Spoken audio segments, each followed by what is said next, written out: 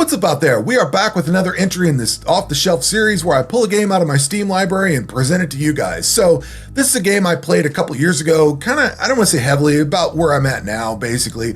But I played it on vacation on my Steam Deck. This was perfect for Steam Deck. And this is a really fun game. It's a puzzle game. You're a slasher and you got to go around and kill all the victims on the screen and then exit out. That's pretty much what the game is. But it's broken down into little chapters like little movies, Slayaway Camp 2, Return to Slayaway Camp, My Gory Valentine. If you're familiar with the Sleepaway Camp series, that's what the top shelf is. My Bloody Valentine is this one. I don't know what other ones they have. This is kind of about as far as I've gotten. I may have unlocked another one at some point, but when you finish Slayaway Camp, you get Slayaway Camp 2, and then when you finish that, you get both this one and this one. So as you progress through these and complete them, you'll unlock new ones and fill the shelf. There is also some DLC you can get that expands this out further, which I didn't even realize until I looked at this. So I don't think there was DLC when I first played this, so they must have added it over the last couple of years. Anyway, this is both developed and published by Blue Wizard Digital. There is no early access because it was released into full release October 25th, 2016. It is priced at $8.99 for the base game plus whatever the expansions there are. There is no demo. It has overwhelmingly positive reviews on Steam, and it's been great performance on both PC and on Steam Deck. So what you're going to do is play through this little movie section. There's a little killers tab down here. These are the different killers that you unlock as you go through the movies. You have these gore packs, which are like little fatalities. So I get a little ouchies on there, and you can view these as much as you want. And there's a shop section. This is not like a free-to-play shop or anything. As you play the game, you will collect these skull coins, and then you can buy whatever these little extra kills there are. You do kind of get tired of seeing the kills as you go through it because, quite honestly, you're going to see them a lot. But anyway, we're going to take a look at some of the easier ones, some of the easier puzzles, just to get a little flavor for it. And then we'll do some of the more difficult ones. This does get much more difficult as you go on. I find my play sessions to be about 10 or 20 minutes in this. Either I'm breezing through them or I hit one that I get stuck on and then I have to come back to it. A lot of puzzle games are like that. If you're interested in puzzle type games, this is a really cool horror themed puzzle. So let's go check out something and I'll show you how this plays. Okay, so we are in the middle of the first movie, if you want to call it that. Now, the way you move with this is WASD controls, so you can move that way. You can also move with the arrow keys. You get a kill in here. And I basically just solved this very quickly. We're going to restart this one. I want to show off the thought process on this because this one shows you a couple of things. You might be inclined to just immediately go, and I would also add that you can move around with the mouse too. So you click over here, you can click over here, we'll restart that. You might be inclined to first run over and hit this guy. The problem is, if you do that, this guy gets scared and runs back here, and then you get caught in this loop. No! Yeah, you got him killed, but you can't get out of this, so you're basically stuck. So you basically have to start over. So what you want to do is go this way. Oh, I went too far. You go this way, and because you're lining up with that little park bench, you're lining up to kill this guy first, then you can come over here, get this guy, and then you're not stuck in here as long as you don't push up or down. You can just come over here and exit. And that's pretty much the whole theme. And then you've got these little sections in here, which generate your skull coins. So that's pretty much the whole game. There are fires, campfires and stuff like that. Like if you scare this guy, he'll run over and jump in the fire and burn up. That guy gets scared. If you go into this, you burn up and you have to start over.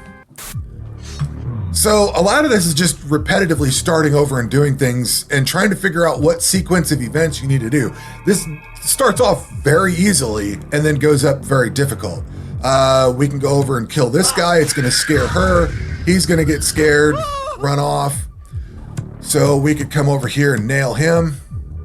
Problem is, we have to come back and get this guy. And if I remember right, this one's a little, maybe not too bad. Maybe we can just go over this way, grab him. He gets scared. All right, that wasn't too bad. Depending on how you lay this out, you may not be able to escape. Excellent. So they position things where it can be like you'll get caught on fire, like this one. You have to get into this and get out without getting on fire.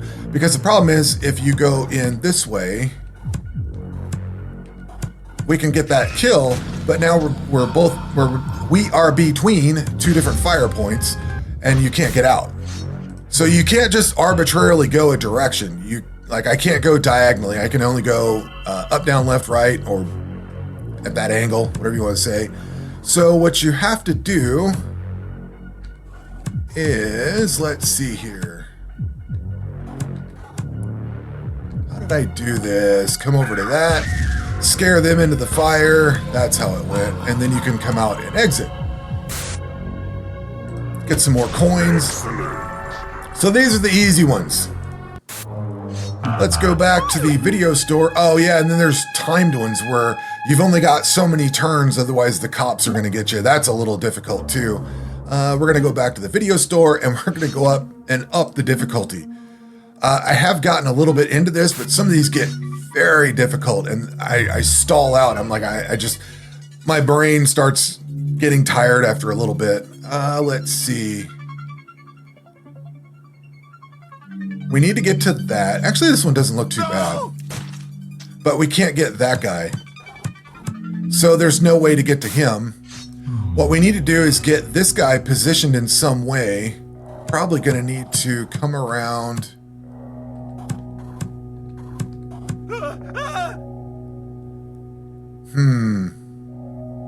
If we go that route, we're still in the same boat. So we can't get to this guy. The problem is we need to get here somewhere. So what you really need to do is get this guy probably shuffled over one, or figure out how to end up here. Well, here really. And this is where I get stalled out. I'm gonna guess they let us go this way for a particular reason. That scares him. Oh, then we do that, then we come over here. But it's like a total brain teaser the entire time.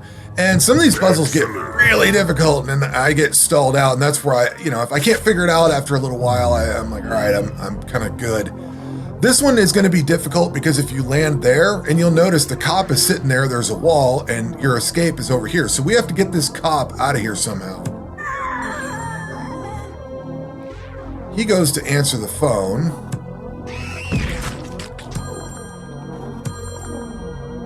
That moves the cop. Now we can kill this guy. And we can go take out the cop and exit out. So that one wasn't too bad. Bloodthirsty. And like I said, you'll see those kills a million times. This one's going to be interesting because that's in the middle. So you have to figure out how to get to that. You have to get the person killed. Now they're going to fight. And then we're going to knock them out. I would think...